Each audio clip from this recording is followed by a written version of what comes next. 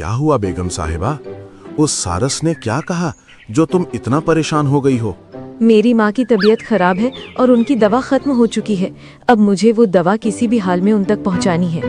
अरे तो मैं हूं ना, मुझे वो दवा दे दो, मैं उन तक पहुंचा दूंगा। अरे नहीं नहीं, तुम एक नंबर के बुद्धू हो, न जाने वो दवा पहुँचा पाओगे या नहीं। अरे कैसी बात कर रही हो? तुम्हारा ये पति कितना होशियार है तुम्हें मालूम नहीं है? तुम बस दवा तैयार करो, मैं सासू माँ तक वो दवा पहुंचा दूंगा। मेरे पास कोई और चारा नहीं है, लेकिन याद रखना उन तक पहुंचने के दो रास्ते हैं। एक रास्ता जो सुरक्षित है, दूसरा जिसमें खतरनाक जानवर रहते हैं। तो तुम दाएं वाले रास्ते में जाना, वो सुरक्षित है। अरे फिकर नॉट बेगम, मैं ऐसे जाऊंगा और ऐसे ही आ जाऊंगा, एकदम सही सलामत। गधा अपने धुन में चले ही जा रहा था, तभी उसे दो रास्ते नजर आते हैं। वो खड़ा होकर कुछ सोचने लगता है। अरे रे रे रे, अब कौन से रास्ते में जाऊं, समझ नहीं आ रहा है। बीवी ने कहा था कि दाएं रास्ते में जाना, मगर उसके दाएं या मेरे दाएं, ये तो बताया ही नहीं। अब क्या करूं? बहुत देर तक सोचने के बाद वो कहता है, जरूर उसके ही दाएं होगा। वो उस तरफ खड़ी थी, यानी कि मुझे इस तरफ जाना चाहिए। बाकी जो होगा देखा जाएगा। किसी भी हाल में अब ये दवाई मुझे पहुंचनी ही है।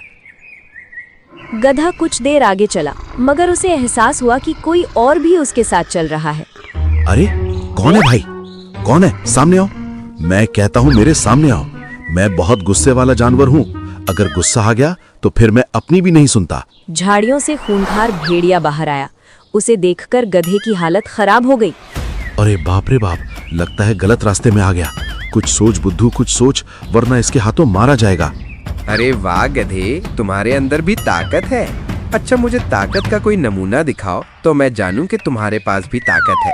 अरे नहीं नहीं भाई, मैं तो बस मजाक कर रहा था। मुझे क्या मालूम था कि झाड़ियों में आप बैठे थे, वरना मैं ऐसा नहीं कहता। अच्छा ये बताओ, तुम कहाँ जा रहे हो? तुम्हें मालूम नहीं है क्या, यहाँ शाकाहारी नहीं आ सकते? मालूम है भाई, मालूम है, मगर वो क्या कि मेरे सासू माँ की तबीयत खराब है, उसे कुछ दवाई देने जा रहा हूँ। ये रास्ता शॉर्टकट पड़ता है, नजदीक पड़ता है।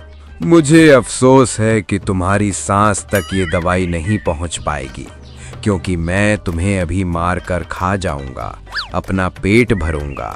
मुझे मालूम है भाई कि तुम मुझे खाना चाहते हो, मगर मैं तुम्हें एक बात बताना चाहता हूँ। मुझे कुष्ठ रोग है और ये रोग फैलता भी है। क्या?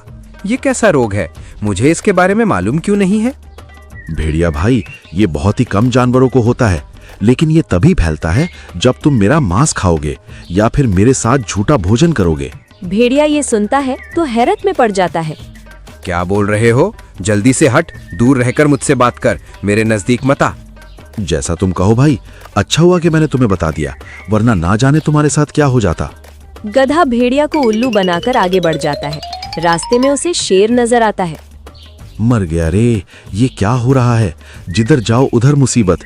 बेगम सही कहती थी, मैं एक नंबर का बुद्धू हूँ, मेरे अंदर अक्ल नाम की चीज ही नहीं है। अरे वाह, आज तो मेरा खाना खुद चलकर मेरे पास आया है, अब मजा आएगा। अरे आओ गधे भाई, अच्छे समय में ही आए हो, आओ तुम भी डिनर कर लो। डिनर? मगर यहाँ तो खाने के लिए कुछ भी नहीं है। तुम किस डिनर की बात कर रही हो? तुम ही तो आज का डिनर हो, तुम्हें खाकर आज की भूख मिटाऊंगा। अच्छा, मगर मेरी एक शर्त है। मेरा ये चमड़ी बहुत सख्त है और इसमें स्वाद भी नहीं। मेरी बीवी ने कुछ खाने के लिए दिया है, मैं उसे खाऊंगा तो मेरा मांस नरम और स्वादिष्ट हो जाएगा। क्या मैं उसे खा सकता हूँ? अरे खा ले, ये तो मेरे ही फायदे के लिए है, जी भर के खा ले। गधे ने सभी लड्डू खा लिए। तभी उसके पेट में कुछ गड़बड़ी होने लगी। उसे देखकर शेर बोला, अरे ये तुझे क्या हो गया है? ये कैसी हरकत कर रहे हो? तुम्हें क्या हो गया है? अरे नहीं, लगता है मैंने जहरीला लड्डू खा लिया है। मेरी बीवी ने चूहे मारने के लिए बनाए थे, मगर डर के मारे मैंने उस लड्डू को खा लिया। शेर, मुझे बचाओ। अरे क्यों बचाऊं? तू मरेगा तो तभी तो तुझे खाऊंगा, चल जल्दी से मर। अरे पागल, ये जहर मेरे पूरे शरीर में फैल जाएगा। मेरा शरीर पूरी तरह जहरीला हो जाएगा और अगर तूने खा लिया तो तू भी मर जाएगा। क्या? अरे मैंने ये तो सोचा ही नहीं। अब क्या करूं? तू रुक, मैं अभी कोई दवा लेकर आता हूँ। शेर कुछ जड़ी बूटी लाने के लिए चला गया, मगर उसे कुछ नहीं मिला। वो परेशान होकर पहुंचा, मगर तब तक गधे ने दम तोड़ दिया था। धत तेरी की, बड़ी मुश्किल से एक गधा हाथ आया था, वो भी जहरीला हो गया। अब कोई दूसरा शिकार ढूंढता हूँ। शेर वहां से चला गया। कुछ देर बाद गधा खड़ा हो गया। अरे वाह, चाल कामयाब रही। अच्छा हुआ जो बेगम साहिबा ने कुछ लड्डू डाल दिए थी, वरना आज ये शेर लड्डू की जगह मुझे खा रहा होता। गधा जल्दी जल्दी वहां से निकलने लगा। तभी उसके सामने एक चीता आ गया। अरे यार, ये क्या है? जब जब कर्म करने जाता हूँ कांड हो जाता है। अब इससे कैसे निपटूं? कुछ सोच बुद्धू, कुछ सोच, वरना इसके हाथों मारा जाएगा। अरे अरे अरे अरे, देखो देखो, एक हृष्ट पुष्ट गधा आ रहा है, मांस से भरपूर ताजा ताजा शिकार। आओ आओ गधे, आओ आओ। प्रणाम चीता भाई, मुझे मालूम है आप मुझे खाना चाहते हैं, लेकिन मेरी एक शर्त है, क्या तुम उसे पूरा करोगे? बोलो बोलो, जल्दी बोलो, वरना भूख से मैं खूंखार बन जाता हूँ। चीता भाई, मैं अपने ससुराल जा रहा हूँ। मेरे घर में एक कार्यक्रम है जिसमें मैं कुछ साथियों को निमंत्रण देने जा रहा हूँ। एक बार उनको निमंत्रण दे दूं, फिर तुम मुझे आते वक्त खा लेना। अच्छा, कैसे जानू दूं? क्या पता तू भाग जाए। और ऐसे भी कितने रिश्तेदार हैं तुम्हारे? अरे नहीं भाई, मैं वापस आऊंगा, और मैंने निमंत्रण के लिए 7 बकरी, 6 भेड़ और 3 मोटी मोटी मेरी सालियां, मात्र इनको ही मुझे बुलाना है। एक बार उन्हें मुझे निमंत्रण देने दो। चीता के मुंह में तो पानी आ गया था। वो सोचने लगा, अरे वाह वाह, खूब सारा शिकार आएगा, जमकर खाऊंगा। अभी इसे जाने देता हूँ। गधे, मैंने तुम्हारी बात समझ ली है, तुम जा सकते हो, मगर तुम्हें आना ही पड़ेगा। मैं इंतजार करूंगा। गधा बहुत खुशी खुशी जंगल से निकल गया और अपने ससुराल पहुंचा। आओ दामाद जी, आओ आओ, बताओ कैसा रहा सफर? अरे क्या बताऊं सासू माँ, बचते बचाते हुए आ रहा हूँ। गलती से मैंने खूनखार जानवरों वाला रास्ता ले लिया था। रास्ते में शेर, चीता और भेड़िया मिला था। उन्हें झूठ बोल बोल कर बच आया हूँ। अरे वाह दामाद जी, मैंने सोचा था कि तुम बुद्धू हो, मगर तुम तो काफी होशियार हो। अच्छा, क्या तुम दवाई लाए हो? अरे हाँ सासू माँ, मैं दवाई लाया हूँ। अब आप मुझे विदा दीजिए। अरे अभी नहीं, अभी आप रुकिए, खाना वाना खाइए, फिर चलिए। गधा एक रात रुका, खूब खाना वाना खाया। अब उसके वापसी का समय आ चुका था। दामाद जी, बाईं ओर जाना, वही रास्ता सुरक्षित है। इस बार भूल मत जाना, वरना मेरी बेटी विधवा हो जाएगी। अरे नहीं नहीं सासू माँ, मैं नहीं भूलूंगा। इस बार पूरी तैयारी से जाऊंगा। गधा सफर में निकल जाता है। रास्ते भर वो याद करते हुए जाता है, मगर ऐन वक्त में सासू माँ ने बाएं ओर के रास्ते के बारे में बोला था, मगर किसके बाएं ये तो बोला नहीं। मैं भी कितना बड़ा मूर्ख हूँ है, इतना मुझे पूछना चाहिए था। अब क्या करूं? बहुत सोचने के बाद गधे ने सोचा, अच्छा ठीक है, पिछली बार पत्नी के दाएं गया था, बड़ी मुसीबत में फंस गया था। अब मैं सासू माँ के बताए बाएं दिशा जाता हूँ, यही सेफ रहेगा। गधा फिर गलत रास्ते में चला पड़ा था। कुछ देर में उसे एहसास होने वाला था। अरे तुम आ गए, मुझे यकीन नहीं हो रहा है कि तुम आ गए। मानना पड़ेगा कि तुम वादे के पक्के हो। हे भगवान, ये मैं फिर गलत रास्ते में आ गया। अरे अब क्या करूं? कुछ जवाब तो देना पड़ेगा, वरना ये चीता मेरा शिकार कर देगा। अरे बोलो भाई, तुम्हारे रिश्तेदार कहाँ हैं? तुमने बोला था कि कई रिश्तेदार को तुम बुलाने वाले हो, कहाँ हैं सभी? क्या बताऊं भाई, मेरे सभी रिश्तेदार मतलबी हैं। यहाँ तक मेरे घर वाले भी बहुत ही मतलबी हैं। मैंने लाख बार उनसे विनती की, चलो चलो, मगर कोई भी इस रास्ते में नहीं आना चाहता था। क्या कोई भी नहीं आ रहा है? तो अब मुझे तुम्हारा ही शिकार करना पड़ेगा। अरे नहीं नहीं भाई, मेरी एक साली बहुत अच्छी निकली। मेरे कहने से वो एक बार में राजी हो गई, मगर बेचारी बहुत मोटी है, इतना धीरे धीरे चलती है कि क्या बताऊं। चीता फिर सोचने लगा, अरे वाह, लगता है बहुत मोटी होगी। अगर उसका शिकार करना है तो मुझे बहुत ताकत चाहिए। इसके लिए इस गधे को छोड़ना पड़ेगा। गधे भाई, मैं तुम्हारे वादे से बहुत खुश हूँ। तुमने जैसा बोला था वैसा ही किया। मैं इतना खुश हो गया हूँ कि इसलिए तुम्हारा शिकार नहीं करूँगा।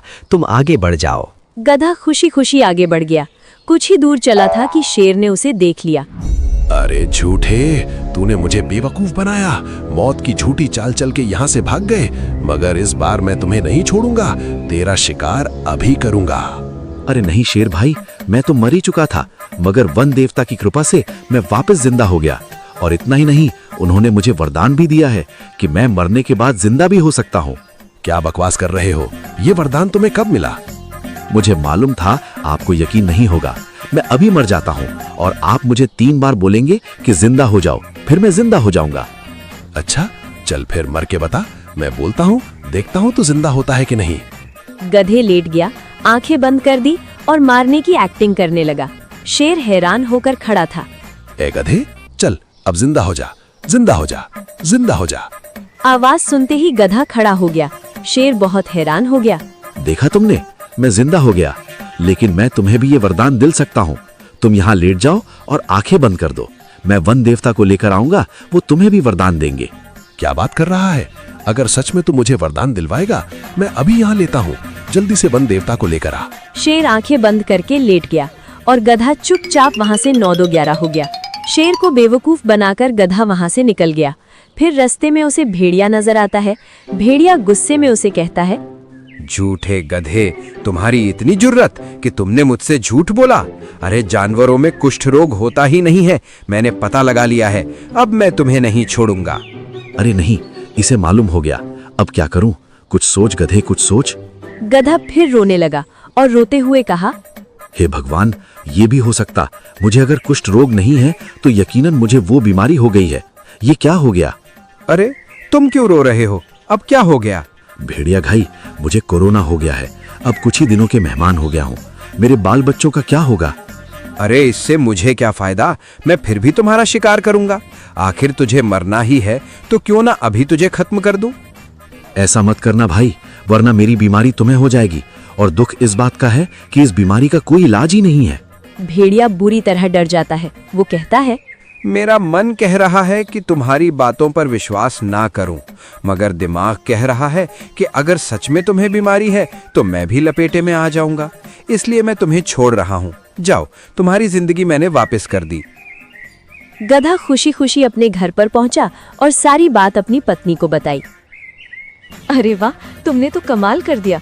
मैं आज तक तुम्हें बुद्धू समझती थी, पर तुम तो काफी होशियार निकले।